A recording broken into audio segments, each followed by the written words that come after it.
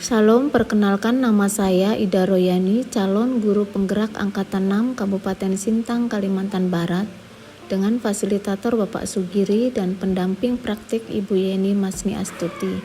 Saya akan berbagi aksi nyata modul 1.4 Budaya Positif. Latar belakang, tujuan pendidikan menurut Ki Hajar Dewantara adalah menuntun segala kodrat alam dan kodrat zaman yang ada pada anak-anak, agar mereka dapat mencapai keselamatan dan kebahagiaan yang setinggi-tingginya, baik sebagai manusia maupun sebagai anggota masyarakat. Tujuan mewujudkan budaya positif di sekolah yang mendukung suasana belajar yang aman, nyaman, dan menyenangkan melalui kesepakatan kelas. Yang kedua, mewujudkan siswa yang memiliki karakter positif sesuai dengan profil pelajar Pancasila. Tolak ukur kegiatan ini yang pertama, terbentuknya kesepakatan dan keyakinan kelas yang dibuat oleh murid bersama guru. Kedua, siswa menerapkan kesepakatan dan keyakinan kelas secara konsisten. Ketiga, menguatkan karakter positif dalam diri siswa seperti religius, disiplin, tanggung jawab, peduli, mandiri, gotong royong, kreatif, dan bernalar kritis. Lini masa tindakan yang akan saya lakukan yaitu mengajukan gagasan kepada Kepala Sekolah Bapak Misenari SPD SD. Modul 1.4 ini saya ada rencana buat program, yaitu program budaya positif sesuai dengan materi modul itu. Jadi dalam program budaya positif itu sebagaimana yang sudah saya pelajari, di situ ada hal-hal baik yang kita harus terus lakukan seperti yang sudah kita lakukan di SD ini. Setelah itu, saya membuat kesepakatan kelas tentang budaya positif bersama peserta didik saya yang duduk di kelas 4. Anak-anak sangat menyukai dalam kegiatan ini di mana mereka membuat kesepakatan kelas bersama yang akan dijadikan sebagai keyakinan kelas. Bagian sini lagi. Ini aku boleh di atas tuh. Aku beda warna sendiri. Lanjut, bagian yang paling terakhir. Kemudian saya melakukan sosialisasi budaya positif kepada rekan sejawat di sekolah. Selamat pagi semuanya. Pada kesempatan hari ini saya tidak bermaksud untuk menggurui dan mengajari Bapak Ibu, tapi ini bagian dari tugas di mana saya mengikuti calon guru penggerak, dan di dalam modul itu ada tugas yang harus saya penuhi, yaitu mempraktekkan budaya positif dengan aksi nyata. Ya, oleh karena itu, sebagai bagian dari tugas yang saya harus penuhi, saya minta izin dari kepala sekolah untuk meminta waktu kurang lebih 1 jam sesuai dengan durasi yang diminta. Oleh karena itu, saya akan menyampaikan materi yang saya telah pelajari, dan ini sebagai bahan pelajaran juga buat saya. Bapak Ibu guru yang saya kasihi, saya mengikuti CGP sudah di angkatan 6, dan di antara peserta yang ada di Sintang, salah satunya saya yang paling tua di antara yang lainnya. Ada teman saya juga, Pak Sukanto, tapi lebih dari itu mereka masih muda-muda, bahkan GGD. Jadi kalau mereka belajar Canva cukup 2 hari, saya belajarnya mau 1 mingguan Bapak Ibu guru. Karena tugas-tugas yang harus diunggah, yang ditampilkan itu sudah bukan lagi dalam bentuk Word, tapi dalam bentuk PPT dan Canva. Dan salah satu tugas yang terberat bagi saya yaitu mempraktekkan budaya positif ini. Di dalam modul 1 itu ada 4 sub 1.1, 1.2, 1.3, dan yang saya diseminasikan hari ini adalah sub yang keempat, yaitu 1.4 tentang budaya positif.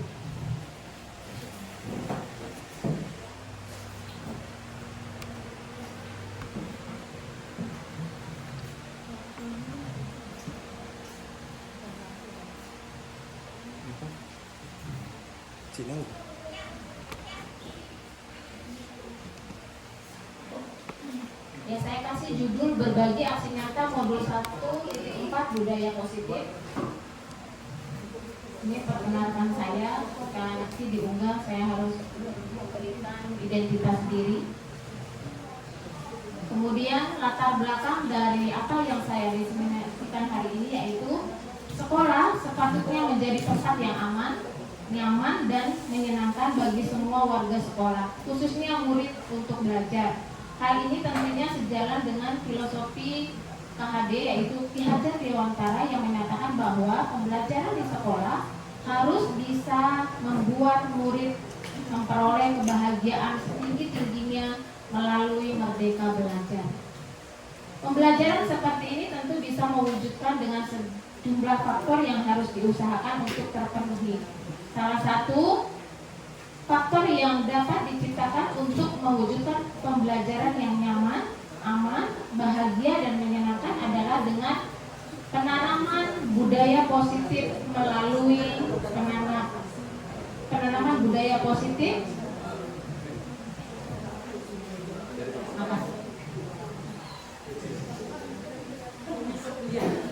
Maka hal-hal baik otomatis akan muncul dalam setiap kegiatan maupun perkataan semua warga sekolah. Budaya positif dapat diciptakan mulai dari lingkup terkecil, yaitu kelas. Salah satu cara untuk mewujudkannya yaitu adalah dengan cara membuat keyakinan kelas. Dengan adanya keyakinan kelas yang dapat dibuat bersama antara guru dan murid, maka semua warga kelas akan bersama-sama mengupayakan untuk menjalankan yang tentunya menjadi awal baik untuk penerapan budaya positif.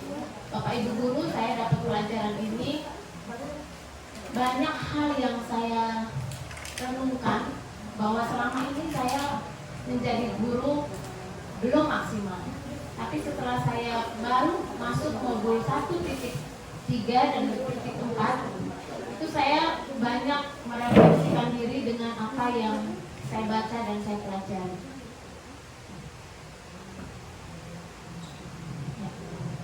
Tujuannya menumbuhkan budaya positif dengan kesepakatan kelas. Kesepakatan kelas itu kita buat bersama dengan murid-murid. Sebaiknya itu dilakukan pada saat awal semester, Bapak Ibu. Saya melihat di sekolah ini sudah cukup banyak ya pelaksanaan budaya positif. Salah satunya ada Jumat berbagi kasih, kemudian ada juga Jumat bersih. Dan dulu kita pernah melakukan budaya positif ketika anak-anak masuk itu, kita menyalami anak-anak datang ke sekolah, itu adalah bagian dari budaya positif. Dan untuk pembelajaran Ki Hajar Dewantara, budaya positif ini harus terus dikembangkan untuk mewujudkan karakter baik siswa. Yang kedua, menumbuhkan nilai-nilai profil pelajar Pancasila pada diri peserta didik dalam kegiatan pembelajaran. Mengintegrasikan dan membiasakan peserta didik untuk menanamkan nilai-nilai profil pelajar Pancasila dalam kegiatan pembelajaran. Kemudian menumbuhkan budaya positif dalam diri murid berdasarkan motivasi intrinsik, yaitu motivasi yang datang dari dalam diri peserta murid. Selanjutnya, mewujudkan pembelajaran yang berpihak pada murid, menumbuhkan sikap tanggung jawab, komitmen, dan teguh pendirian. Tolak ukur yang saya buat untuk diseminasi pada hari ini yaitu peserta didik mampu membuat kesepakatan kelas yang sesuai dengan nilai profil pelajar Pancasila. Itu masih ingat Bapak Ibu profil pelajar Pancasila? Beriman, bertakwa kepada Tuhan Yang Maha Esa, dan berakhlak mulia. Kedua, berkebinekaan global, gotong royong, mandiri, bernalar kritis, dan kreatif. Yang kedua, peserta dapat mengaplikasikan nilai-nilai profil pelajar Pancasila secara sadar dan kontinu dalam proses belajar. Kemudian yang ketiga, peserta didik mampu melaksanakan keyakinan kelas secara terus-menerus, secara berkelanjutan dan konsisten. Jadi tadi kalau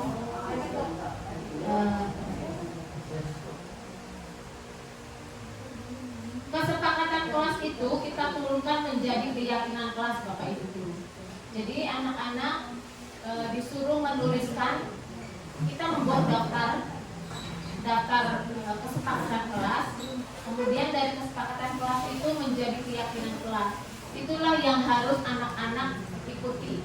Tadi saya baru membuatnya Bapak Ibu karena durasi videonya itu panjang. Jadi saya ambil pada saat membuat kesepakatan bersama anak-anak. Kemudian ada juga proses sebelum hari ini. Jadi digabungkan Bapak Ibu.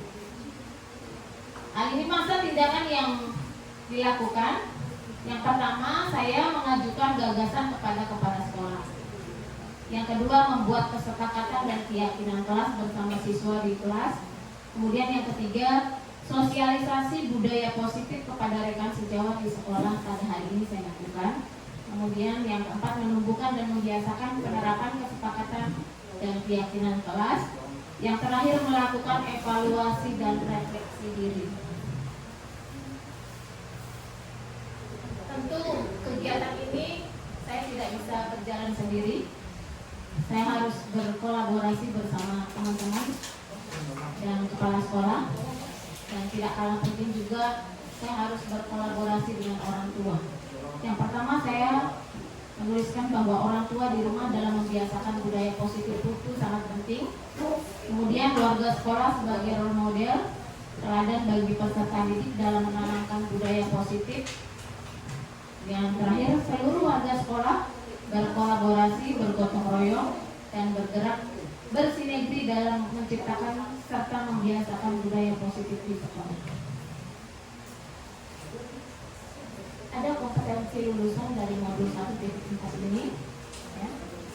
Kalau saya bacakan itu agak panjang ya. Bapak Ibu lihat ada beberapa kompetensi lulusan mandirinya, lulusan 4. Kemudian ada capaian umum modul.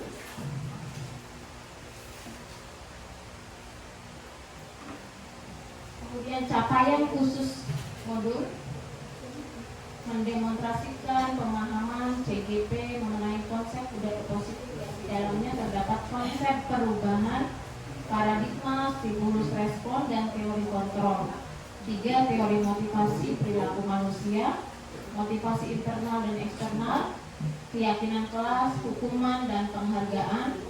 5. Kebutuhan dasar manusia. 5. Posisi kontrol guru dan segitiga restitusi. Apa itu budaya positif? Kalau saya rangkum menjadi seperti ini Bapak Ibu. Budaya positif adalah nilai-nilai keyakinan dan kebiasaan yang berpihak pada murid. Kemudian kebiasaan yang disepakati bersama untuk dijalankan dalam waktu lama. Kemudian bertujuan agar murid dapat berkembang menjadi pribadi yang berkarakter sesuai dengan profil pelajar Pancasila. Kemudian lantas, apa itu disiplin? Disiplin berasal dari bahasa Latin disiplina yang artinya belajar. Kata disiplin juga berasal dari akar kata yang sama dengan disciple atau murid atau pengikut. Untuk menjadi seorang disiplin, untuk menjadi seorang murid atau pengikut, seseorang harus paham betul alasan mengapa mereka mengikuti suatu aliran atau ajaran tertentu. Sehingga motivasi yang terbangun adalah motivasi intrinsik dan bukan motivasi ekstrinsik. Langkah yang saya lakukan untuk menciptakan disiplin positif, yang pertama, menanyakan pendapat murid bagaimana cara belajar yang disukai.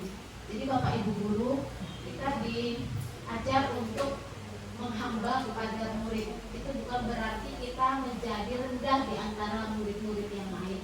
Tapi Ki Hajar Dewantara mengatakan bahwa guru itu diibaratkan sebagai seorang petani. Bagaimana seorang petani? Yaitu dia mengupayakan dari menyiapkan lahan, kemudian pembibitan dan penanaman, dan dalam proses menanam itu tentu ada gangguan, ada hal-hal yang akan mengganggu tanaman yang kita tanam, dan disitulah kita diajar atau diperintahkan untuk menjaga tanaman itu dari gangguan-gangguan. Sama seperti guru, Bapak Ibu guru. Kata Ki Hajar Dewantara, guru dibayarkan sebagai petani. Ketika petani mendapatkan hasil yang baik, disitulah kepuasan seorang petani. Sama dengan guru. Ketika kita mengajar, mungkin proses mengajarnya tidak mudah Bapak Ibu guru, kita tahu sendiri. Tapi ketika anak-anak kita berhasil, itu adalah suatu kebanggaan sendiri. Maka dari itu, di dalam proses belajar, kita memberikan kebebasan kepada anak. Ada pilihan-pilihan yang harus mereka utarakan sehingga dalam proses belajar itu menyenangkan. Yang kedua, menanyakan ide murid untuk mencapai kelas impiannya. Jadi kita ada kesepakatan di antara bersama dengan murid-murid itu. Nah, kalau selama ini kita merasa egois bahwa kita mengontrol murid, kita mengatur murid, tapi kita lupa bahwa murid itu juga punya hak untuk mereka bisa belajar sesuai dengan kodrat zaman dan kodrat alamnya, sesuai dengan kemampuan mereka. Kemudian mengubah ide menjadi kesepakatan kelas. Ide dari anak-anak yang kita kumpulkan itu kita tulis, terus kita bagikan, anak-anak tempelkan di dinding, itu menjadi kesepakatan kelas. Dan kesepakatan kelas itu diingatkan kepada anak-anak untuk tidak melanggarnya. Jika melanggar, mereka ingat apa yang mereka tulis. Nah, sebaiknya kesepakatan kelas itu ditulis dalam di atas papan tulis kecil gitu ya, seperti itu, kemudian ditempel di dinding untuk mengingatkan anak-anak setiap kali mereka melakukan pelanggaran. Terus mengambil kesepakatan dari ide murid itu dan menuliskan gambaran perilaku yang disepakati.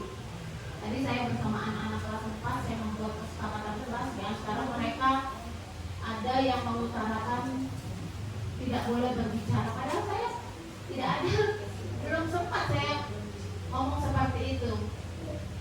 Tapi saya bilang ya bagus. Sehingga kami ada 7 kesepakatan kelas yang dibuat bersama kelas 4 tadi. Salah satunya saling menghormati. Karena di dalam kelas itu dengan latar belakang yang berbeda, dengan suku yang berbeda, kalau tidak ada saling menghormati, maka kita sering menimbulkan pertengkaran atau perpecahan. Bahkan anak-anak sering kali saya mendengar mengolok-olok nama orang tua mereka. Dan itu menjadi kesepakatan kelas di mana hal itu jangan terulang kembali. Kemudian membuat poster kesepakatan kelas. Lebih baik Bapak Ibu guru kalau dalam jangka panjang 1 tahun kita buat, itu dibuat poster supaya poster itu terpampang ya, ketika anak lupa mereka bisa mengingatnya kembali. Kemudian keyakinan kelas yaitu nilai-nilai kebajikan universal yang disepakati secara tersirat dan tersurat, lepas dari latar belakang suku, negara, bahasa maupun agama. Jadi kesepakatan kelas ini, kalau tadi saya buat di kelas saya karena khusus agama, tapi kalau Bapak Ibu guru wali kelas sangat penting karena di sini dikatakan bahwa terlepas dari latar belakang suku, negara, bahasa maupun agama. Memang menurut saya sudah harus mulai dilakukan seperti ini supaya kita kesannya jangan menghukum Bapak Ibu. Nanti ada materi selanjutnya bahwa hukuman itu tidak mendidik, tapi konsekuensi. Jadi hukuman itu diganti dengan konsekuensi. Nah, yang dilakukannya tahapannya, lihat daftar kebajikan yang telah disusun bersama, buatlah poster atau muat di sosial media, keyakinan sekolah kelas Anda. Jadi saya dalam CGP itu saya di grup A, karena Sintang ada 2 grup, saya di grup A. Dalam grup itu kami seringkali merefleksikan, jadi diingatkan kembali akan pengalaman-pengalaman ketika kita diajar oleh guru kita berapa puluh tahun yang lalu, bagaimana Bapak Ibu guru kita mengajar. Jadi dibandingkan dengan sekarang, ternyata ketika saya merefleksikan itu jauh berbeda Bapak Ibu guru. Kalau zaman saya seringkali mengalami hukuman. Dan sekarang kita dianjurkan untuk tidak melakukan hukuman kepada anak-anak. Tentukan nilai-nilai kebajikan yang ingin dijadikan perhatian utama di sekolah Anda. Kemudian sempurnakan beberapa daftar nilai-nilai kebajikan yang utama, bahas kembali dalam kelompok. Ini saya buat, kemarin rancangannya saya mau buat keyakinan kelas itu kelas 6. Saya pikir kan kelas 6 udah cukup mengerti ya, tapi waktunya mepet karena budgetnya saya mengerjakan tugas ini harus unggah pada tanggal 18. Jadi saya kejar target, saya masuk di kelas 4 saya buat. Tapi udah terlanjur saya tulis keyakinan kelasnya. Karena saya nanti saya bisa ubah. Jadi setiap warga kelas berupaya datang dengan kebahagiaan agar dapat memulai aktivitas dengan lancar. Bapak Ibu guru, saya terkesan dengan fasilitator kami namanya Bapak Sugiri. Dia salah satu dosen yang ada di Kalimantan Timur. Kata-kata beliau sederhana, tapi grup kami merasakan bagaimana bimbingan beliau. Ketika kita dikejar budet untuk melakukan unggah tugas yang begitu banyak, kadang saya harus mengerjakan soal sampai 130, dan hari-hari saya tidak pernah lepas dari laptop. Kata-kata yang paling berkesan bagi kami semua yang kelas A yang saya rasakan, rawat, jaga, dan bahagia. Itu selalu ketika beliau menyampaikan ada tagihan-tagihan tugas. Artinya ketika bahagia itu ada dalam diri kita, maka kita dengan senang hati melakukannya. Bahkan Bapak fasilitator mengatakan bahwa sebagai guru itu harus bahagia, Bapak Ibu guru. Dan itu dicerminkan dalam sikap dan perilaku kita sehari-hari ketika kita menghadapi siswa. Bayangkan Bapak Ibu guru, kata Bapak Fasil, kalau kita tidak bahagia, apa yang terjadi ketika kita mengajar? Mungkin masalah di rumah kita bawa di sekolah. Anak-anak tidak tahu, tapi merasakan dampak dari apa yang kita alami di rumah. Jadi Bapak Fasil selalu menyarankan Bapak Ibu guru harus bahagia. Jadi saya dalam mengerjakan tugas itu seperti tidak terbeban, tapi saya mengalir gitu ya, karena kata-kata itu. Terus karena wilayah Kalimantan Barat ini kan tidak seperti wilayah di Jawa. Kalau daring itu kan harus internet yang lancar. Ternyata teman-teman saya itu banyak dari Ambala, dari Ketumau, dari perbatasan Malaysia yang internetnya itu kurang. Tapi Bapak Fasilnya sangat baik. Budetnya tanggal 13, dia ulur lagi sampai tanggal 15. Nunggu teman-teman kami turun dari tempat tugasnya, Bapak Ibu. Begitu menyenangkan di dalam proses belajar CGP ini. Jadi kita tidak merasa dihukum dengan banyaknya tugas. Kalau ada kesempatan, unggah. Waktu kita ngajar di kampung, kerjakan tugasnya. Begitu pesannya selalu disampaikan. Bapak Ibu guru, saya ingin menampilkan video.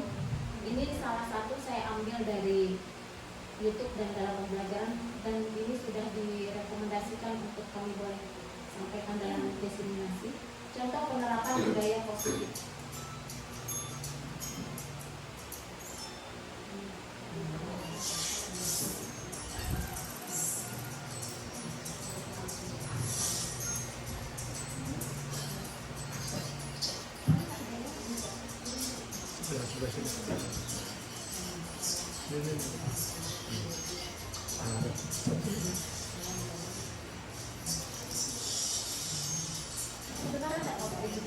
Sini.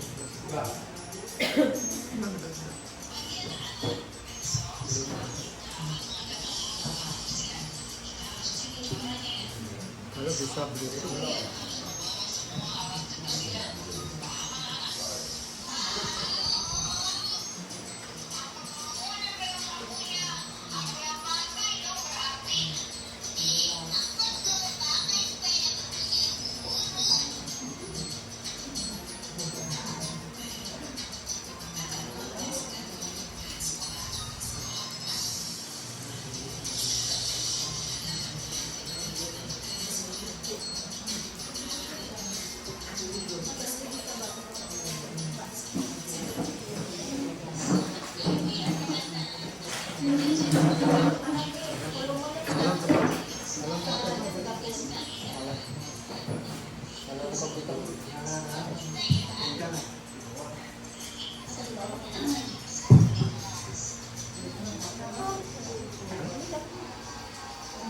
Nggak apa-apa lewat ya?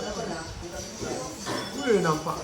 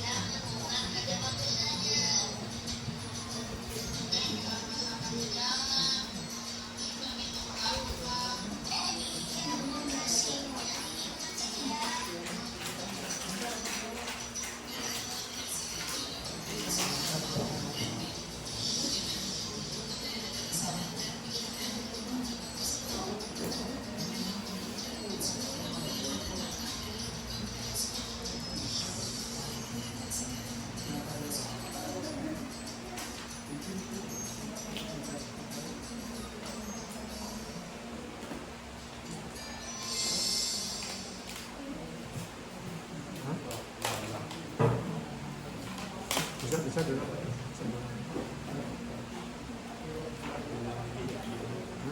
Videonya diulang dulu. Ah. Itu dimundurin jadi biar kedengaran sini. Ah.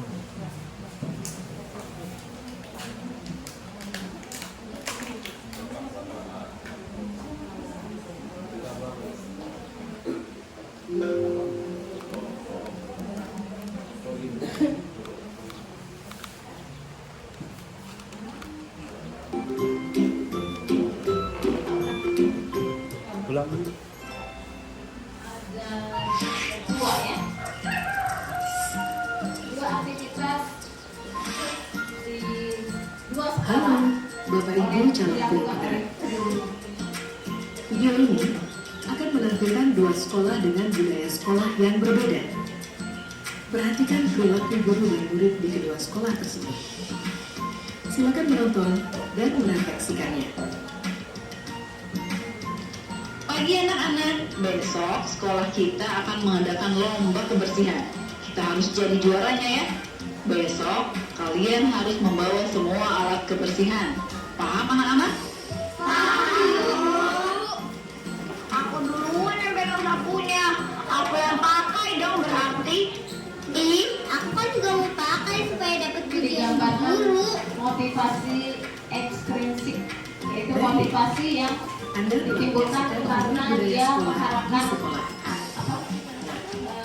pujian dari Anda gurunya, mengerti bagaimana budaya sekolah ini. bukan berdasarkan Ini perilaku motivasi dan nilai di intrinsik. sekolah ini. Selamat menyaksikan. Karena motivasi intrinsik Selamat itu pagi motivasi yang anak-anak. timbul Agenda dari belajar dalam kita diri pagi kita. ini kita Kalau akan yang bimbing sekolah B, sekolah. kita Tugas perhatikan. kalian adalah mengamati kebersihan lingkungan di sekolah kita ya. Nanti sampaikan satu persatu di kelas.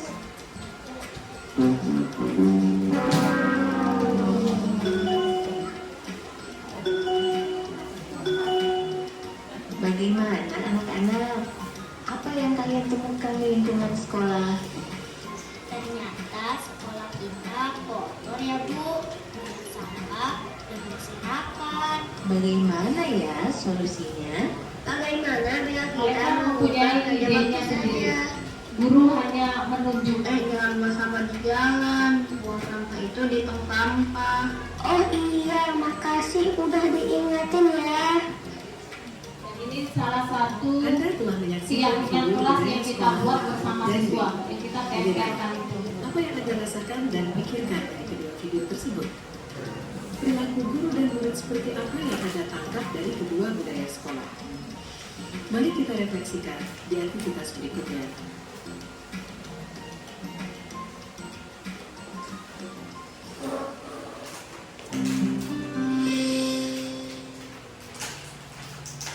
Oke. Kita ice breaking dulu ya Bapak Ibu. Saya tadi sampaikan bersama dengan kelas 4, rupanya kelas 4 udah bisa ya kalau dilakukan ice breaking. Kalau untuk kelas 1 sepertinya belum bisa, tapi kalau untuk kelas besar bisa Bapak Ibu guru. Mereka senang. Jadi saya buat permainan seperti ini. Saya bilang, kalau selamat pagi anak-anak harus untuk sekali. Selamat siang 2 kali. Selamat sore 3 kali. Tapi kalau selamat malam, saya bilang gimana? Selamat malam, karena tidak boleh mengganggu orang sedang beristirahat. Mereka bisa. Saya mau praktekkan di sini. Saya bagi 2 kelompoknya. Yang ini kelompok A, 2 baris. Yang ini kelompok B, 2 baris. Jadi kalau saya katakan selamat pagi Bapak Ibu guru.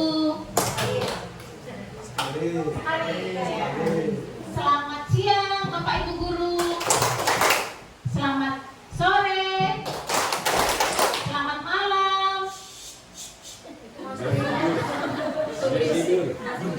Ini baru percobaan karena dengan waktu yang tidak cepat. Kalau saya hitungan cepat Bapak Ibu guru harus konsen. 1, 2, 3. Selamat pagi. Masih ada yang sana. Bu Maria, saya lihat. Selamat siang. Selamat sore. Selamat malam. Selamat malam Bapak Ibu guru. Selamat pagi. Selamat sore. Selamat siang. Oke.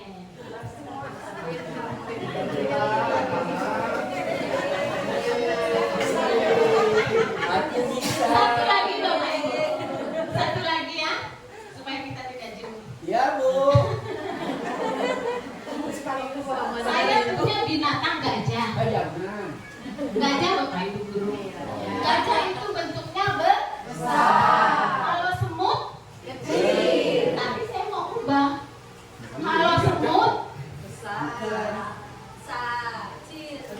kalau semut kan kecil harusnya. Tapi saya ubah menjadi kalau semut kalau gajah kecil. Coba saya mau lihat ibu-ibu konsentrasi enggak ya? Kalau ada yang salah saya tidak menghukum, tapi ada konsekuensinya. Karena saya diajar untuk tidak menghukum murid, tapi konsekuensinya jadi gitu ya. Jadi saya mau bilang, terserah saya mau bilang kan, Bapak Ibu menyimak. Kalau gajah itu besar. Kan saya bilangnya kecil. Kalau gajah kan memang harusnya besar. Tapi saya balik menjadi semut. Kalau semut yang besar diubah menjadi kecil. Semut yang kecil diubah menjadi besar. Gajah besar.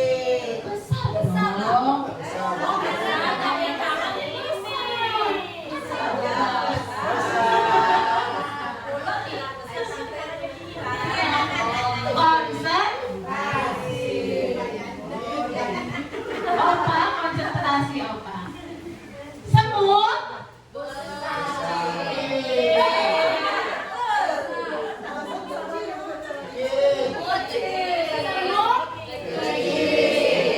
gajah Bapak Ibu guru ya, jangan kita nyalakan anak-anak, tapi kita kurang konsentrasi. Ulang. Gajah semut gajah satu lagi. Bapak kenapa Pak?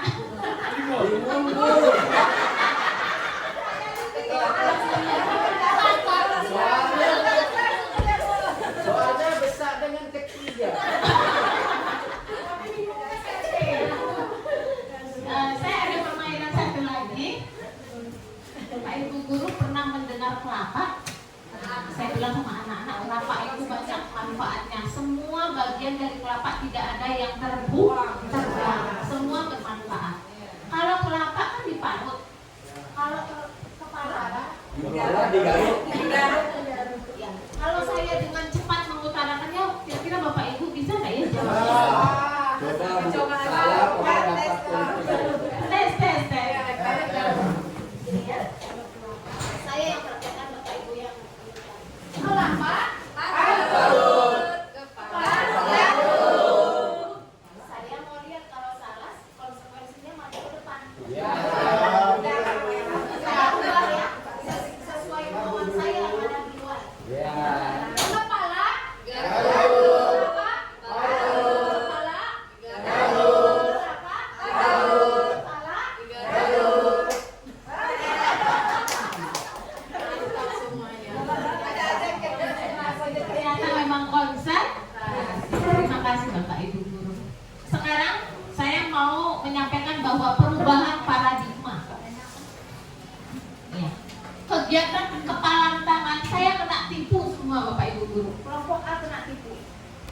Jadi saya ada permainan di dalam GMAT itu diadakan oleh instruktur.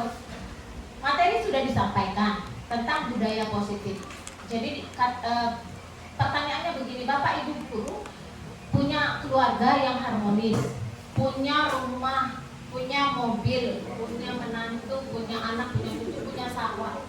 Kemudian diibaratkan itu kan sebagai budaya positif, sesuatu yang berarti bagi kita.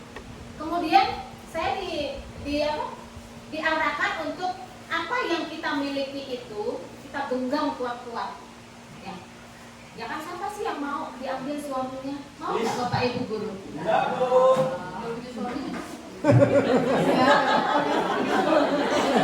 Belum punya suami, pacarnya mau nggak diambil orang? Belum punya pacar juga. Nggak laku dong. Jadi begini,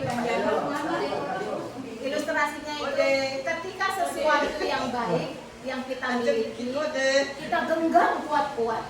Apapun yang terjadi ketika teman kita merayu, udahlah suami kamu kan mantan pacar saya gitu kan. Kira-kira kita mau nggak memberikan itu? Otomatis tidak mau kan? Apapun yang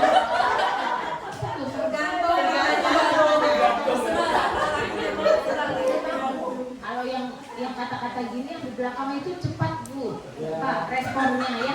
Padahal kita menggunakan kata-kata positif. Seandainya diri kita punya sesuatu yang berharga, kita pegang dengan tangan kita ya. Kira-kira kalau ada orang merayu untuk mengambil, meminta itu, kira-kira kita mau kasih enggak? Tidak. Harusnya tidak, Pak Ibu Guru. Bagaimanapun orang itu merayu, meminta, biar dia menangis. Itulah budaya positif.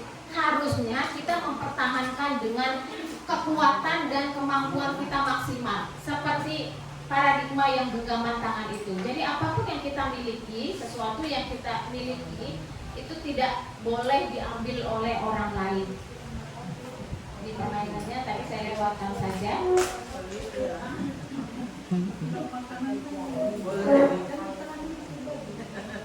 Ya, perubahan paradigma, teori kontrol atau teori pilihan, ilusi kontrol. Jadi kita selama ini beranggapan bahwa guru itu mengontrol murid, Bapak Ibu. Terus bahwa kritik dan membuat orang merasa bersalah dapat menguatkan karakter. Ternyata itu salah. Setelah kita belajar paradigmanya, teori kontrolnya itu, ilusi bahwa semua penguatan positif itu efektif dan bermanfaat. Semua penguatan positif, efektif dan bermanfaat. Saya rasa betul ini. Ilusi bahwa orang dewasa memiliki hak untuk memaksa. Betul enggak Bapak Ibu? Tidak. Orang dewasa tidak berhak untuk memaksa. Kemudian 5 posisi kontrol. Kira-kira saya ada di posisi mana? Penghukum, pembuat rasa bersalah, teman, pemantau atau manajer. Dari kelima ini yang paling ideal kita sebagai seorang guru itu harus menjadi manajer, Bapak Ibu guru. Tapi karena posisi ini paling terakhir, kita seringkali membuat diri kita itu menjadi penghukum. Contoh, ketika anak melakukan pelanggaran, tidak mengerjakan PR, kita hukum. Padahal paradigmanya tidak ada penghukuman dalam pendidikan. Yang ada adalah konsekuensi. Dan saya diajar dengan materi namanya restitusi. Jadi restitusi itu pilihan-pilihan yang anak-anak buat supaya mereka kembali menyadari atas kesalahannya. Terus pembuat rasa bersalah, sering kali kita membuat seperti ini. Sebagai teman Bapak Ibu guru, boleh nggak kita sebagai teman kepada murid kita? Boleh. Tapi ada dampak negatifnya. Ketika murid merasa kita menjadi teman, ada kalanya murid itu membuat seperti kita itu teman bermainnya. Jadi kurang respect, kurang menghargai. Jadi kita di antara 5 ini yang paling ideal adalah sebagai manajer. Pemantau juga boleh, tapi ada dampak yang tidak konsisten bagi anak-anak. Kalau manajer itu ya sebagaimana pimpinan kepada bawahannya.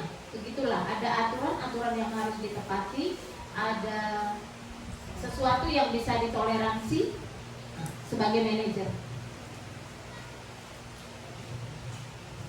Perubahan paradigma stimulus respon, teori kontrol atau teori pilihan.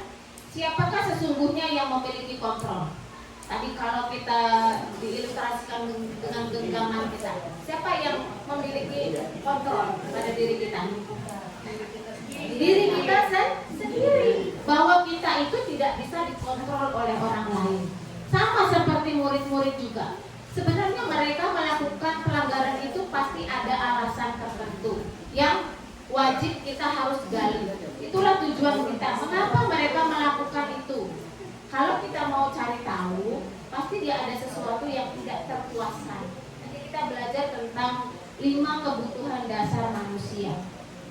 Kalau stimulus respon itu kita mencoba mengubah orang agar berpandangan sama dengan kita.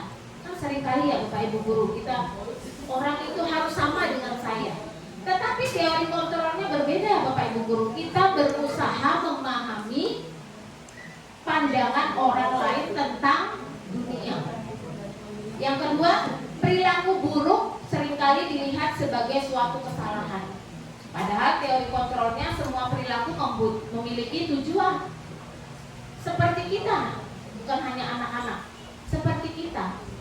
Kita yang tua juga sering melakukan sesuatu yang orang berpikir negatif, tapi saya melakukannya positif, gitu ya. Jadi ada stimulus respon itu sekarang sudah agak mundur. Kita ganti dengan teori kontrol atau pilihan. Orang lain bisa mengontrol saya, tapi hanya Anda yang bisa mengontrol diri Anda sendiri di dalam teori kontrolnya. Kemudian pemaksaan ada pada saat rujukan gagal. Seringkali kita mendidik anak-anak di rumah, ya. Ketika kita sudah rayu, sudah dengan bahasa dari yang halus, sedang sampai kasar, tapi anak-anak masih sering tidak menurut, maka satu-satunya cara kita dengan cara paksaan. Padahal teori kontrolnya mengatakan bahwa kolaborasi dan konsensus menciptakan pilihan-pilihan baru. Seperti kalau anak cucu kita, Bu, mereka tidak bisa dengar kata-kata jangan. Cucu saya kalau dibilang jangan tuh semakin kita bilang jangan, semakin dia lakukan. Jadi kata-kata jangan itu memang seharusnya sudah dihilangkan. Tapi ada pilihan-pilihan kata di antara jangan itu. Kalau kamu melakukan itu, resikonya seperti ini tunjukkan. Kamu manjat meja, nanti kamu jatuh, nanti kamu terluka. Jangan dibilang jangan. Tapi itu sudah budaya Bapak Ibu Guru di negara kita. Kita selalu mengatakan, jangan seperti itu. Anak-anak paling tidak mau menerima kata-kata jangan. Ya. Jadi ajari mereka dengan kata-kata pilihan yang lain yang tujuannya sama dengan itu. Kemudian model berpikir menang kalah. Kalau di stimulus respon, guru menang, muridnya yang kalah. Tapi kalau di teori kontrol berpikir memiliki menang-menang, gurunya menang, siswanya juga menang, berdasarkan pilihan-pilihan yang disepakati bersama. Terus nih, kalau saya buat skemanya seperti ini, disiplin positif, tapi karena tulisannya kecil-kecil ya Mas Ibu, saya harus memenuhi tugas saya saja hanya karena harus mencantumkan semua. Tapi saya ada buat ini ya. Apakah makna disiplin? Berasal dari bahasa Latin, jadi ya, belajar, artinya belajar. Makna asal dari kata ini berkonotasi dengan disiplin diri dari murid-murid ini, dari kata-kata Socrates dan Plato. Disiplin dari membuat orang menggali potensinya menuju sebuah tujuan, apa yang dia hargai. Namun dalam budaya kita, makna kata disiplin telah berubah menjadi sesuatu yang dilakukan seseorang pada orang lain untuk mendapatkan kepatuhan. Kecenderungan umum adalah menghubungkan kata disiplin dengan ketidaknyamanan, bukan dengan apa yang kita hargai atau pencapaian suatu tujuan mulia. Jadi disiplin yang sering kita lakukan itu dengan ada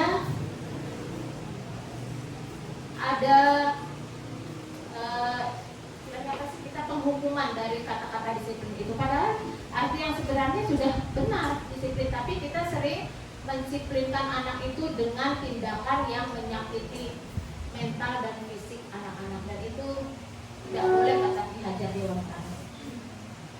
Nilai-nilai kebajikannya, setiap perilaku atau perbuatan memiliki suatu tujuan, diambil dari bukunya William Glasser pada teori kontrol. Dengan mengaitkan nilai-nilai kebajikan yang diyakini seseorang, maka motivasi intrinsiknya akan terbangun sehingga menggerakkan motivasi. Terus nilai-nilai kebajikan yang kita akan capai dengan kita kenal dengan profil pelajar Pancasila, beriman, mandiri, bernalar kritis, berkebinekaan global, bergotong royong, dan kreatif. Ini Bapak Ibu guru, kita akan menonton contoh guru dalam menerapkan budaya positif.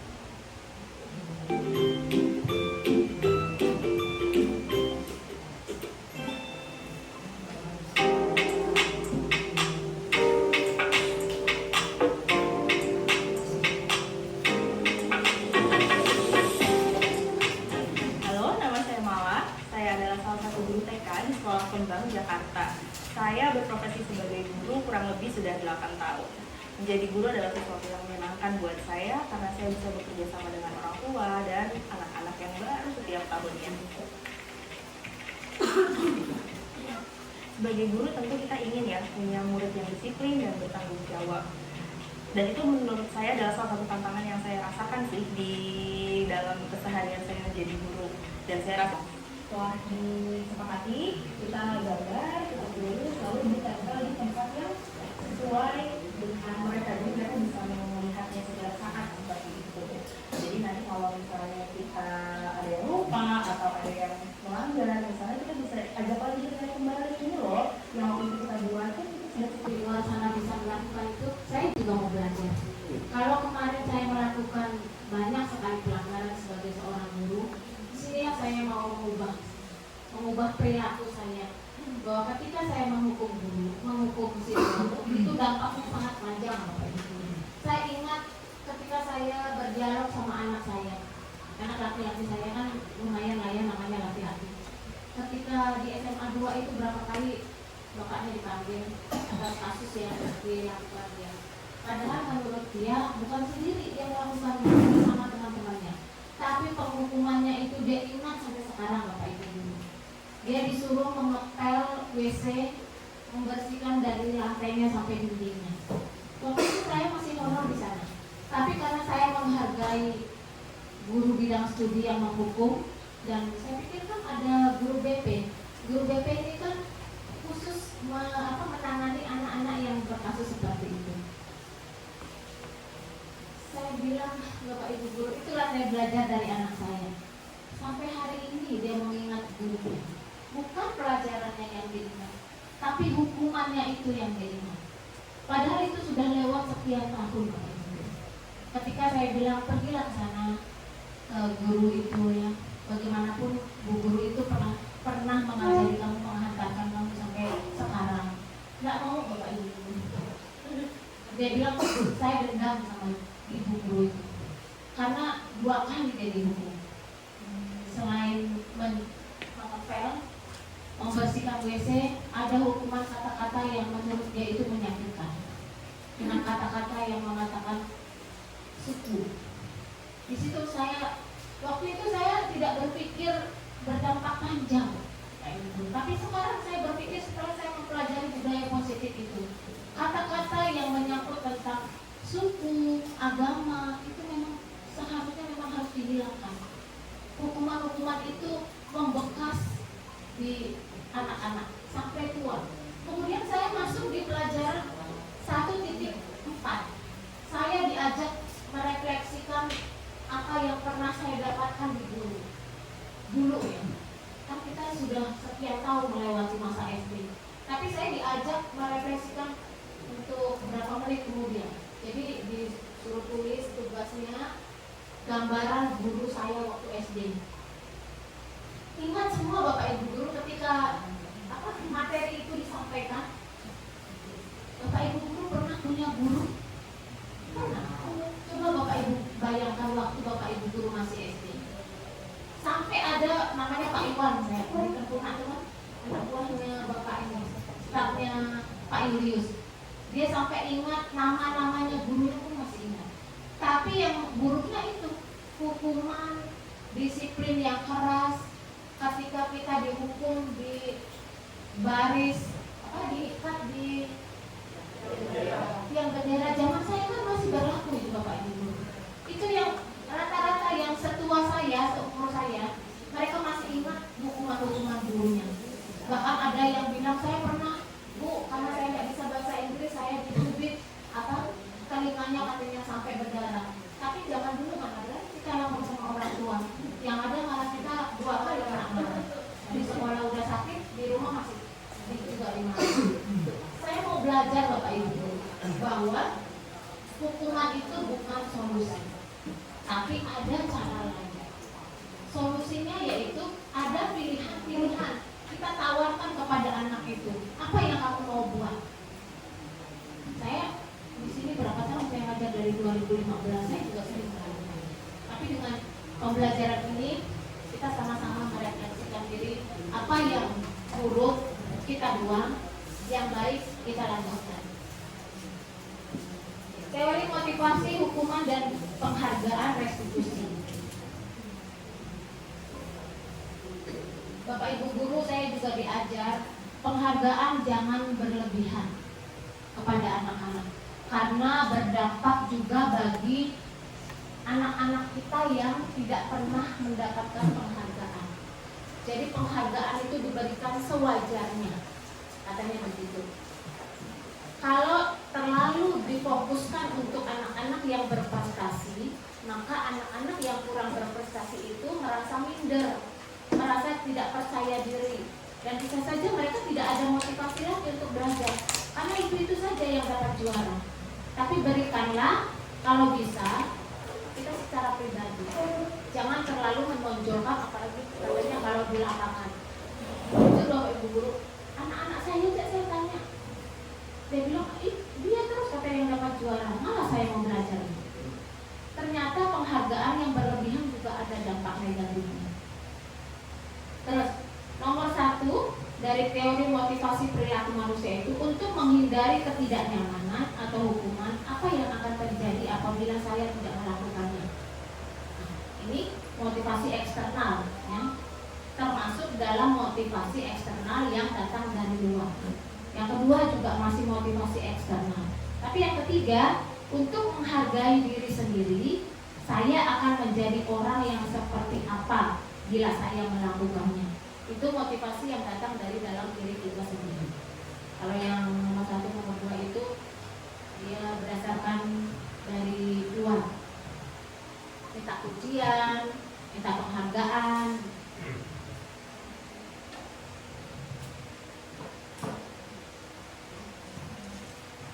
Motivasi adalah hasrat untuk atau dorongan yang timbul pada diri seseorang secara sadar atau tidak sadar untuk melakukan suatu tindakan dengan tujuan tertentu. Sadar atau tidak sadar, kita semua memiliki motivasi dalam kita melakukan kegiatan kita sehari-hari. Konsekuensi penegakan disiplin positif itu ada hukuman dan penghargaan. Tadi saya sudah jelaskan.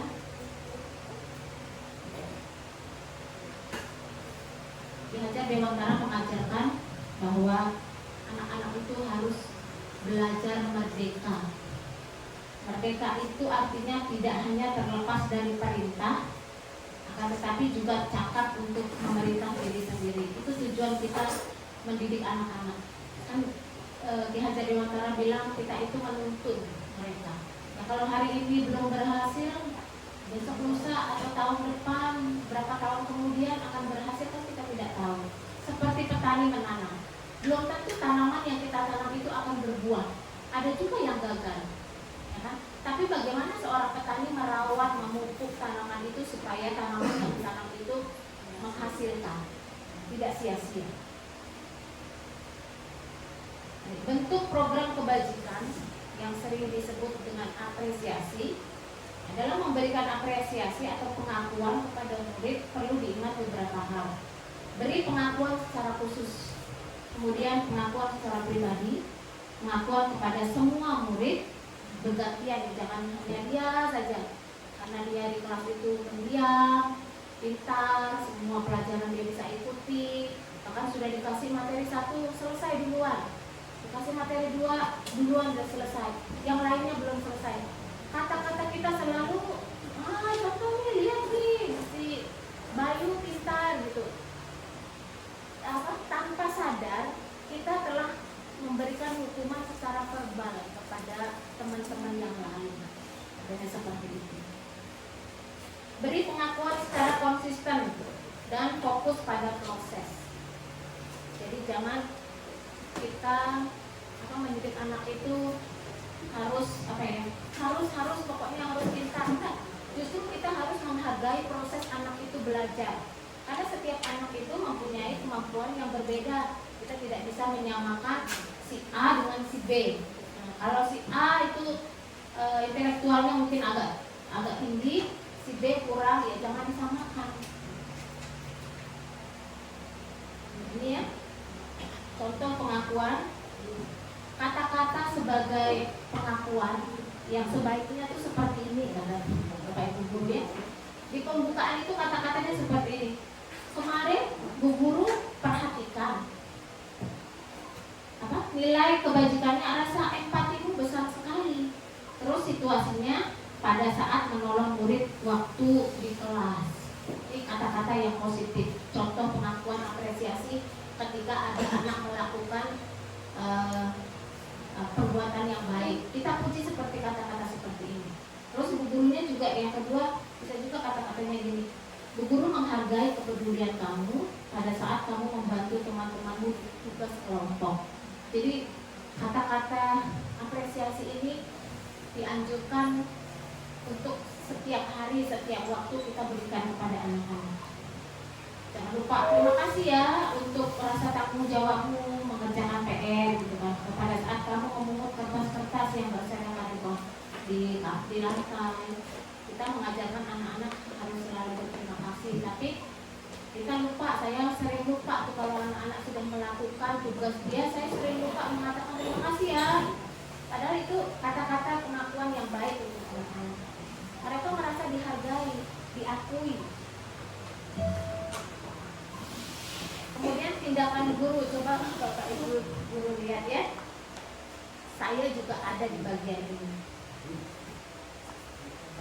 Saya minta menjawab, mungkin Pak Yani nomor 1. Mencatat 100 kali di dalam buku. Kalimatnya begini, saya tidak akan terlambat lagi karena terlambat ke sekolah. Kira-kira itu hukuman atau konsekuensi? Hukuman ya Pak ya? Hukuman Pak. Betul Pak. Yang kedua, lari mengelilingi lapangan basket 2 kali karena terlambat hadir di sekolah. Hukuman. Yang ketiga, murid diminta untuk push up 15 kali karena tidak menggunakan masker ke sekolah. Hukuman apa konsekuensi? Ya, ini kasus-kasus besar nih Bapak Ibu Guru, tapi ada kasus yang kecil. Ternyata itu hukuman juga. Menggantikan kertas tugas teman yang telah dicoret-coret. Pak Yani apa jawabnya? Hukuman. Bu ya, Bu ini sebenarnya konsekuensi karena dia salah dia kan. Dia harus bertanggung jawab dengan perbuatan dia. Hukuman. Jadi hukuman. Coba hukuman berapa orang? Sama. Hukuman berapa orang? Hukuman. Kalau konsekuensi? Konsekuensi berapa orang maksudnya? Ya, konsekuensi berapa orang? Sepertinya banyak konsekuensi. Nanti kita itu ya, lihat jawaban yang benarnya. Membersihkan tumpahan air di meja tulis karena tersenggol pada saat belajar. Tapi sering kita kita juga itu menganggap bahwa anak itu salah, jadi kita menghukum, ya kan? Kemudian murid disuruh untuk mengenakan sepatu seharian di sekolah karena tidak mengenakan sepatu hitam. Lari mengelilingi lapangan basket 2 kali karena terlambat 10 menit untuk pelajaran PJOK. Ya dulu ada cluenya. Terlambat 10 menit untuk pelajaran PJOK.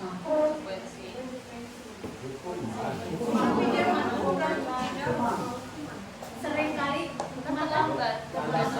tapi terlambat pelajaran PJOK. Itu hanya alasan saja. Kita sama-sama lihat jawaban yang benar. Itu jawaban yang benarnya. Oh, berarti PJOK juga berbeda ya? Itu konsekuensi kan? Mungkin tidak ada kesepakatan di pelajaran PJOK juga ya? Ya karena ada cluenya terlambat 10 menit pada saat pelajaran PJOK. Jadi sesuai itunya, konsekuensinya dia lari berapa kali? 2 kali. Jadi kalau guru olahraga kayak Bu In sama Pak Robin melakukan ini, jangan menganggap bahwa itu hukuman, kecuali bukan dalam situasi pelajaran PJOK, itu hukuman. Tapi kalau sedang pelajaran PJOK, Tergantung dulu ya. itu konsekuensi. Berarti ada kesepakatan dulu. Iya, kan tadi udah dibuat kesepakatannya di kelas sebelum ini. Kesepakatan. Memang sebaiknya kesepakatan itu dibuat di awal. Tapi tidak ada salahnya kita memulai di pertengahan juga tidak masalah. Kan kita masih sekian bulan untuk sampai kenaikan kelas. Berikutnya. Nah, Bapak Ibu guru coba perhatikan kalimat hukuman dan konsekuensi. Jadi kalau hukuman itu sesuatu yang menyakitkan harus terjadi, entah secara fisik atau secara psikis, tetap anak-anak itu mengalami penderitaan kalau dihukum. Kalau konsekuensi, sesuatu harus terjadi. Seperti tadi menumpahkan minuman kawannya, ya konsekuensinya harus diganti. Karena itu melakukannya dan apa ya? Bukan hukuman itu. Kalau kita suruh bilang gitu, karena itu konsekuensinya.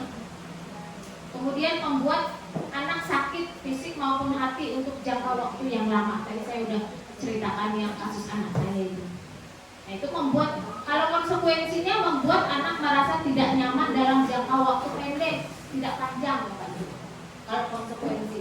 Jadi lebih baik memang kita pilih bukan hukuman, pilih konsekuensinya, supaya anak tidak merasa dendam sama kita.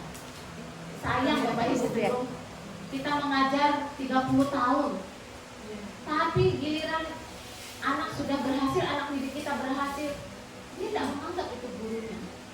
Padahal ilmu yang sudah gurunya berikan bukan sedikit selama 3 tahun kan di SMA.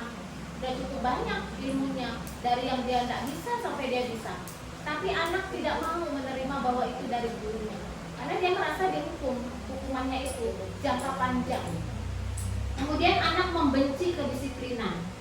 Emang tidak usahkan anak-anak, saya aja tidak suka kalau terlalu ketat disiplin. Ya, karena disiplin itu membuat jiwa kita tertekan, kita tidak bahagia. Sementara Ki Hajar Dewantara mengatakan guru itu harus bahagia. Jadi disiplin yang wajar. Mungkin saya di rumah juga saya tidak suka terlalu disiplin. Di sekolah juga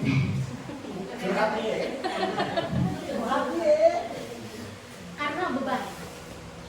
Beban itu kan tadi motivasinya bukan intrinsik kan, bukan dari dalam. Motivasinya dari luar. Karena saya takut dimarahin untuk mengharapkan sesuatu pujian. Jadi saya lakukan tanpa saya sadari bahwa itu telah menyiksa diri saya. Kemudian konsekuensinya kalau anak membenci kedisiplinan itu, anak menghargai disiplin. Kalau disiplin secara wajar, kita akui, kita menghargai. Kemudian dipaksa, paksaan itu hukuman. Jadi kalau anak-anak dipaksa itu bentuk hukuman. Tapi kalau konsekuensinya ada stimulus tanggapan. Stimulus itu kita ada tawaran. Kamu maunya apa?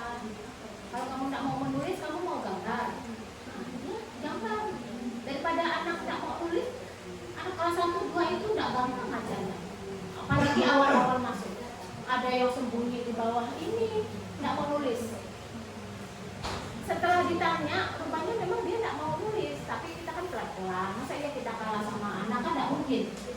Nah, kita puji-puji dia lah, kita elus-elus dia, tulisannya bagus ya, banyak kok, udah berhasil saya, banyak anak-anak saya kayak gitu awal-awal kelas 1 nggak mau nulis. Sekarang semuanya udah bisa nulis walaupun jelek. Gambar anak-anak nggak bisa, Bu nggak bisa, saya terapkan, jangan mengatakan saya tidak bisa, katakan saya bisa. Anak-anak tuh harus dibangun rupanya supaya dia mau melakukannya. Bu, tapi saya jelek gambarnya, saya bilang tidak apa-apa, asal membuatnya sendiri, jangan dibantu oleh orang lain, karena kita menghargai prosesnya.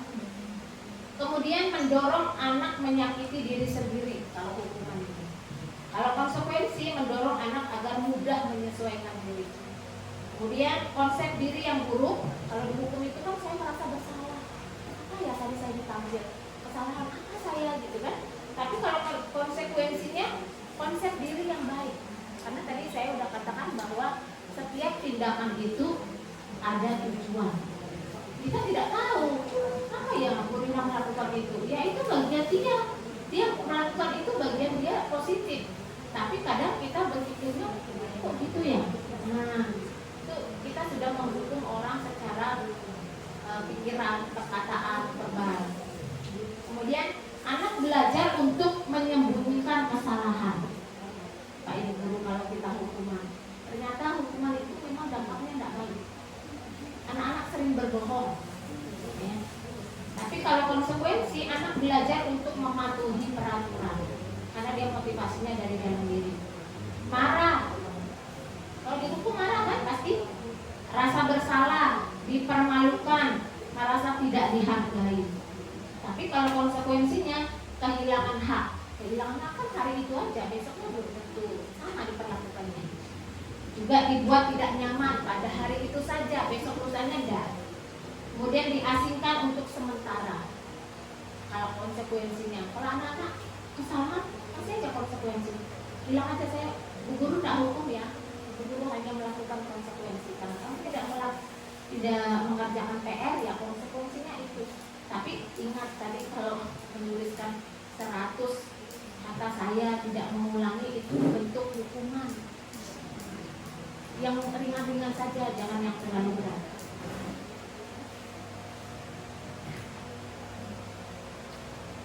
Sekarang kita sudah di zoom ya. Apa itu restitusi?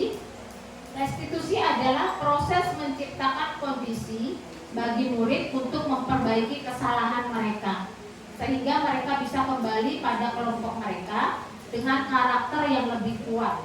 Restitusi juga merupakan proses kolaboratif yang mengajarkan murid untuk mencari solusi untuk masalah mereka dan membantu murid berpikir tentang orang seperti apa yang mereka ingin menjadi tujuan mulia dan bagaimana mereka harus memperlakukan orang lain. Saya kemarin ada tugas juga untuk merestitusi satu anak. Anak itu tidak menganggap dirinya salah, tapi saya panggil sendiri gitu ya. Terus karena itu tugas yang harus diunggah dalam bentuk video, jadi saya minta izin sama wali kelas 6, saya ada restitusi satu anak di kelas 6 sama kelasnya Bu Lina kalau nggak salah. Mereka yang direstitusi ini tidak sadar sebenarnya saya sedang memperbaiki perilaku. Awalnya dia tidak sadar kalau dia sering ngomong di kelas, katanya itu biasa karena diajak kawannya alasannya. Kan dia kalau diajak kawannya itu alasan klasik yang sering kita temui. Dia sih Bu yang suka ngajak, padahal saya bilang kamu kan sudah tahu, kan Ibu udah sering bilang. Jadi ada pilihan, nanti kalau kamu terus-terusan seperti itu, bagaimana orang tua kamu? Sementara kamu kan harapan orang tua kamu, karena saya tahu latar belakang orang tuanya. Jadi dia ketika saya ngomong itu sepertinya masuk ke dalam pikirannya, iya Bu, saya mau belajar, saya mau buat bapak saya bangga. Karena sekarang tuh dia hidup sama ibu tirinya gitu ya. Tapi saya lihat dia mandiri untuk seusianya dia. Kalau anak-anak lain mungkin seusianya dia belum mandiri seperti dia. Cuma saya agak kesal, agak itu Bapak Ibu, agak jorok gitu. Tapi kalau anak-anak jorok kan bukan menilai anaknya, kita kan menilai orang tuanya di rumah. Tapi karena saya tahu dia bukan mama kandung, mungkin juga perlakuannya berbeda. Karena adiknya yang di kelas 1 bersih, dia kotor. Sementara dia perempuan, rambutnya acak-acakan, ininya banyak apa, bajunya itu banyak tai lalatnya, kotor gitu. Kalau saya menilainya bukan anaknya yang bermasalah, pasti orang tuanya yang bermasalah. Sama seperti anak kelas 1. Kalau nggak bawa pulpen, nggak bawa pensil di tasnya, jangan salahkan mereka, pasti salahkan orang tuanya. Kenapa orang tuanya tidak menyiapkan? Anak-anak mana tahu. Saya ingat anak saya itu sampai kelas 3, kelas 4 aja saya masih lihat tasnya. Kadang malam sebelum tidur saya periksa tasnya. Karena saya tidak mau ada yang ketinggalan. Itu pun zaman Aura sekolah. Sampai saya bilang, Aura kamu pensilnya kamu makan kan? Karena tiap hari hilang. Besok ganti lagi. Padahal saya beli satu lusin. Tiap hari hilang. Full, hilang pensil lah, hilang penggaris lah, hilang hapus. Di kelas saya banyak Bapak Ibu. Kadang saya tanya ini punya siapa, tidak ada yang aku. Ya udah, pas tidak ada bawa saya kasih. Ambil. Namanya anak-anak kelas 1. Jadi itu ya Bapak Ibu.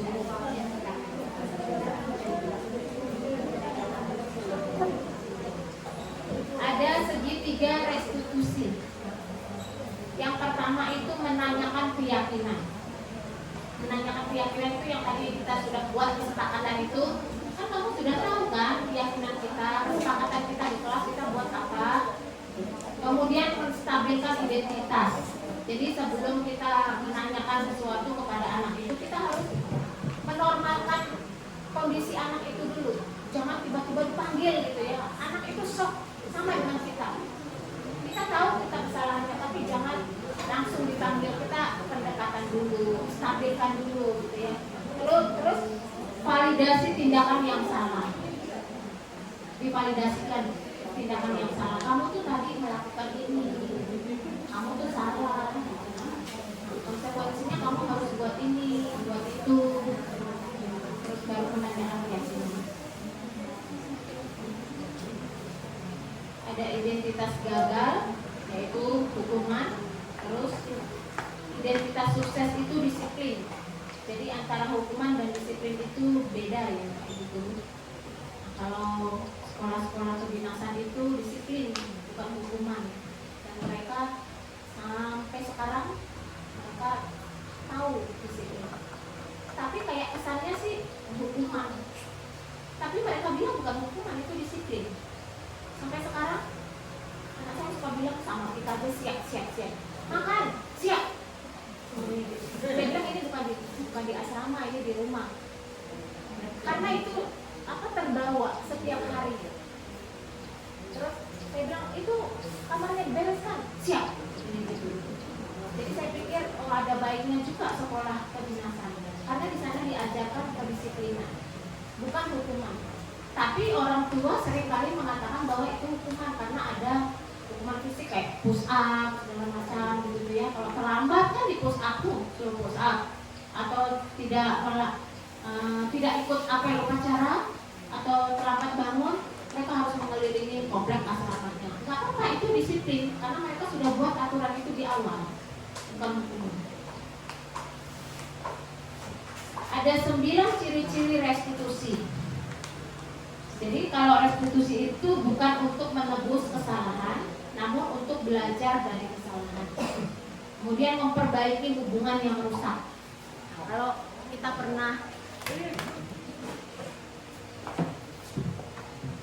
pernah menghukum anak-anak, nggak ada salahnya kita harus flashback ke belakang ya Bapak Ibu guru. Ambillah posisi restitusi ini. Kita panggil, kita validasi. Dulu Bapak pernah marah, itu karena kamu melanggar peraturan ini yang sudah kita sepakati. Supaya anak ada pengakuan diri. Jadi kita tidak menimbun rasa marah anak-anak itu kepada kita. Apalagi kelas 5, kelas 6 yang sebentar lagi akan meninggalkan kita. Jangan sampai mereka kesannya kepada kita itu jelek kayak gitu. Itu yang saya harapkan, karena kita udah sama punya anak, punya cucu kan. Coba tanya mereka senang kepada guru ketika mereka senang dengan pelajarannya, ketika mereka senang sama gurunya. Nah, saya mau bilang anak saya tuh pintar matematika itu belajar dari Pak Mis. Saya bayar harga Bapak Ibu guru. Hampir 1 minggu tuh berapa kali ya Pak? Saya antar anak saya les dari anak saya yang tua. Tapi anak saya yang tua itu sama Bu Eni. Anak saya yang tua tahu Bu Eni itu tegas katanya, suka marah katanya.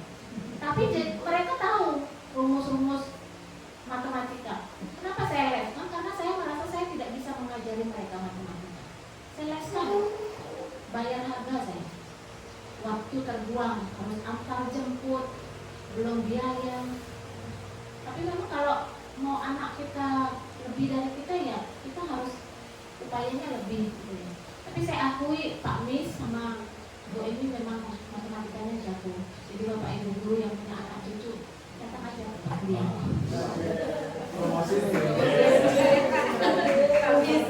Bukan promosi, karena sudah terbukti pada saat teman-temannya ikut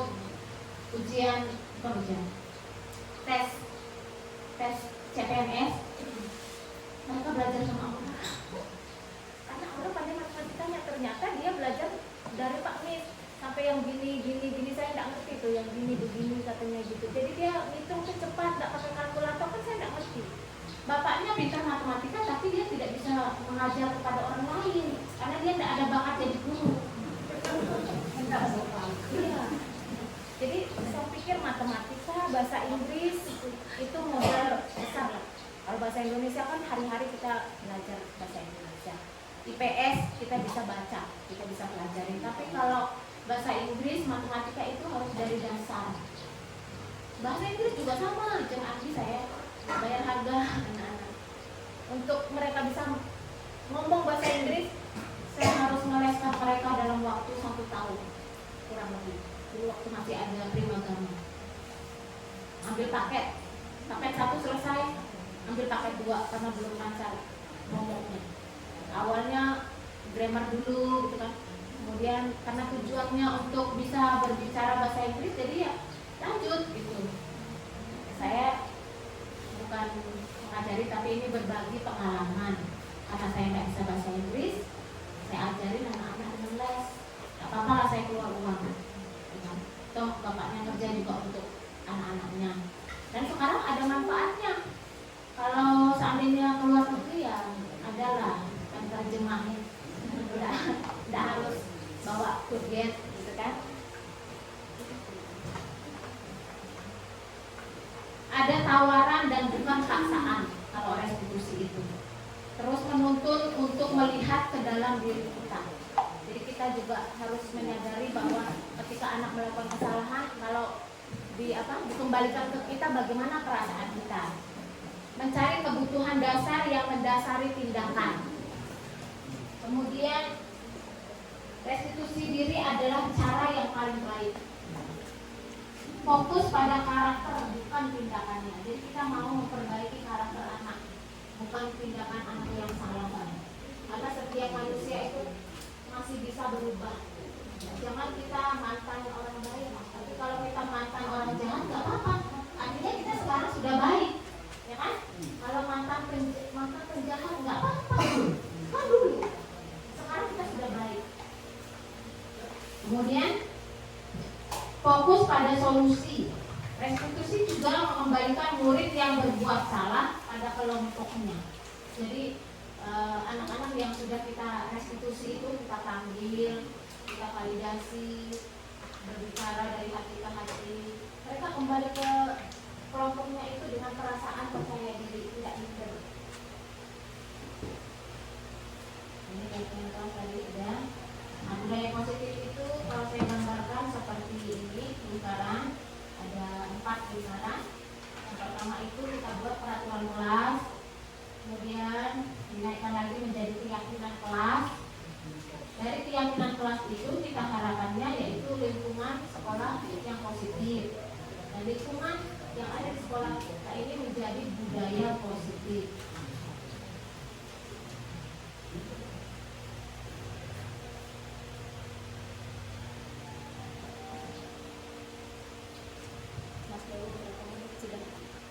Sudah 1 jam setengah. Sudah terpenuhi Bapak Ibu saya karena minimal 90 menit, 60 menit sampai 120 menit durasinya.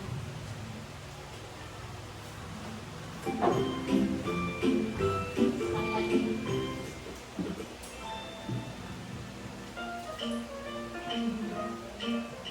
Halo, Bapak Ibu calon guru penggerak.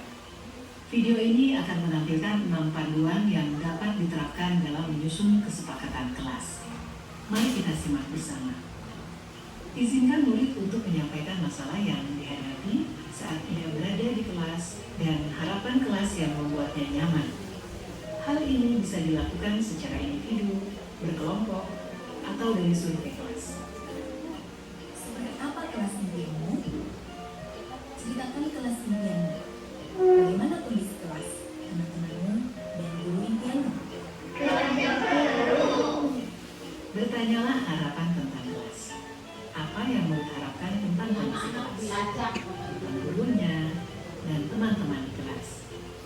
Kemudian tulis isi diskusi tersebut di papan atau dalam poster. Hal ini memberi kesempatan murid dilibatkan dalam mengatur kelas. Cara ini menjadi lebih efektif dibandingkan hanya memberitahukan hal apa saja yang dilarang dilakukan. Menurut kalian, apa yang harus kita semua lakukan untuk mencapai kelas impian kita? Lakukan diskusi untuk mendapatkan umpan balik dari murid. Perjelas tentang kesepakatan kelas. Penting jika kesepakatan kelas berisi aturan yang murid percaya dan bisa dilakukan, baik sebagai individu maupun dalam kelompok. Pastikan bahwa semua daftar memang diperlukan dalam proses belajar mengajar. Jika ada yang terlewati, pandu murid untuk menambahkan tujuan lain yang terlupakan atau menghapus tujuan yang tidak utama. Buatlah poster atau tabel yang menampilkan kesepakatan kelas yang disetujui di akhir. Kesepakatan kelas dibuat dapat berupa panduan tingkah laku berupa kata yang positif. Misalnya, jangan berlari berubah menjadi berjalan dengan hati-hati. Hindari kata jangan dan dilarang. Pada poin pertama, murid sepakat saling mendengarkan antara guru dan murid. Guru bisa menuliskan berupa gambaran tingkah laku yang diharapkan dari kesepakatan. Misalnya, kami, guru dan murid yang saling menyayangi. Buatlah penekanan pada sifat positif dalam kesepakatan kelas tersebut, yaitu saling menyayangi. Pada poin kedua, murid sepakat. Murid aktif dan semangat saat belajar. Guru bisa menuliskan berupa gambaran tingkah laku yang diharapkan dari kesepakatan. Misalnya, kami murid yang semangat belajar. Buatlah penekanan pada sifat positif dalam kesepakatan kelas tersebut, yaitu semangat. Pada poin ketiga, murid sepakat saling membantu jika ada yang mengalami kesulitan. Guru bisa menuliskan berupa gambaran tingkah laku yang diharapkan dari kesepakatan. Misalnya, kami murid yang peduli dengan teman-teman. Buatlah penekanan pada sifat positif dalam kesepakatan kelas tersebut, Kita harus melakukan itu. peduli. Jadi kita tidak Pastikan jumlah poin kesepakatan kelas tidak terlalu banyak, sehingga mudah dipahami dan dilakukan murid.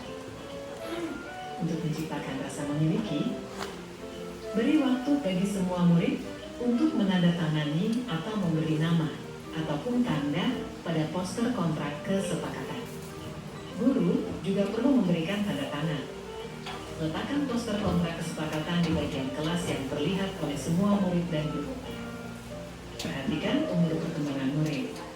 Untuk murid PAUD, bisa memberikan catatan tanda merupakan kesepakatan kelas. Lakukan refleksi secara rutin terkait kontrak kesepakatan kelas yang sudah disusun.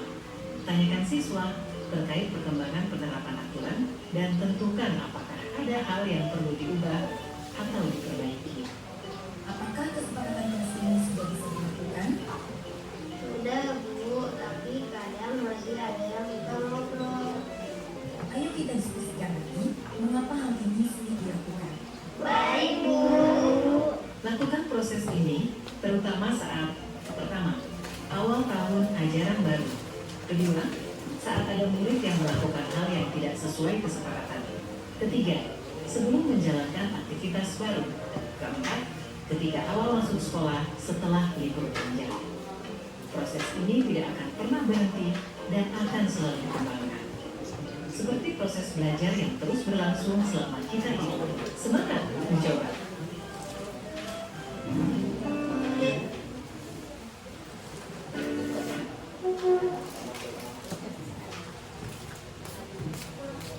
Ya, Bapak Ibu Guru, untuk tugas saya ini saya sudah terpenuhi, tinggal saya edit, kemudian saya unggah di YouTube, dan diskusinya itu yang Bapak Fasilitator minta dari kami gitu ya.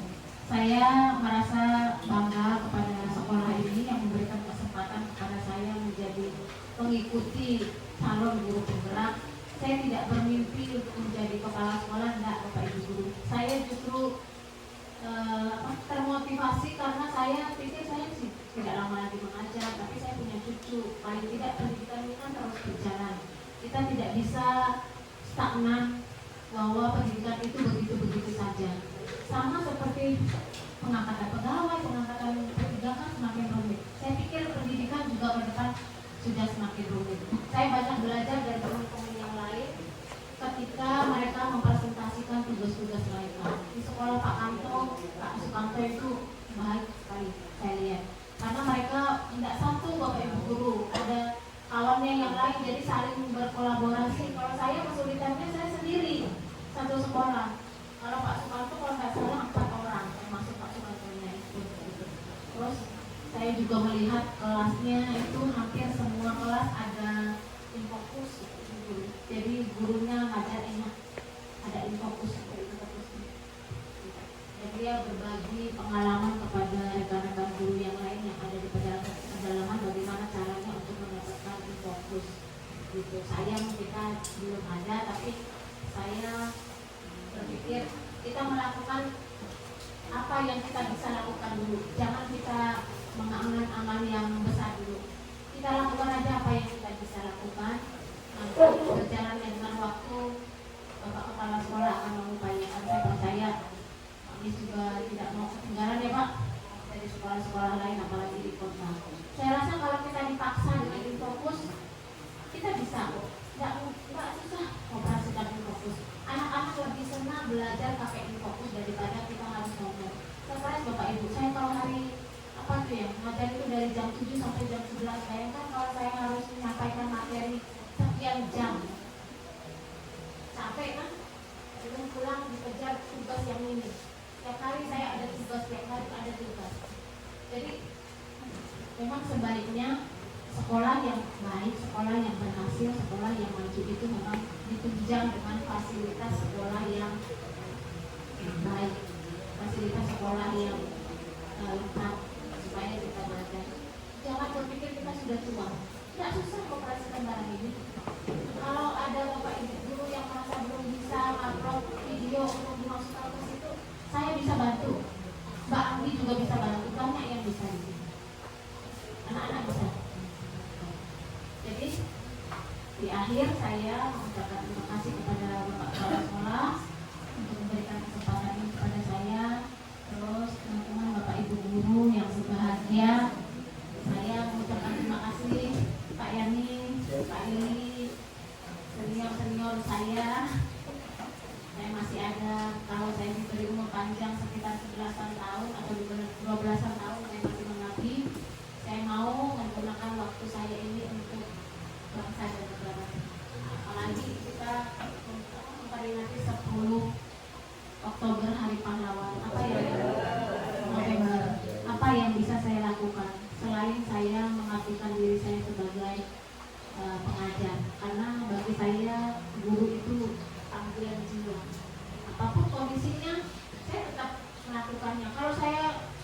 panggilan jiwa saya sudah mundur, sudah nyerah saya, ya kan?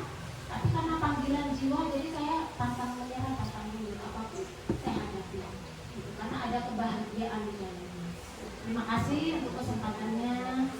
Assalamualaikum, salam, terima kasih.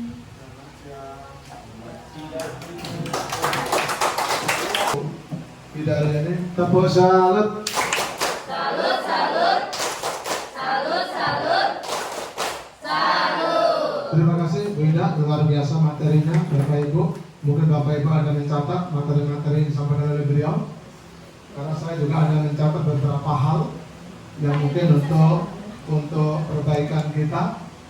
Dan ini sebenarnya materi ini cocok untuk kita. Demikianlah sosialisasi budaya positif kepada rekan sejawat di sekolah yang saya lakukan. Kemudian selanjutnya saya menumbuhkan dan membiasakan penerapan kesepakatan dan keyakinan kelas, yaitu melakukan evaluasi dan refleksi. Cukup sekian berbagi aksi nyata modul 1.4 tentang budaya positif calon guru penggerak. Atas perhatiannya saya ucapkan terima kasih.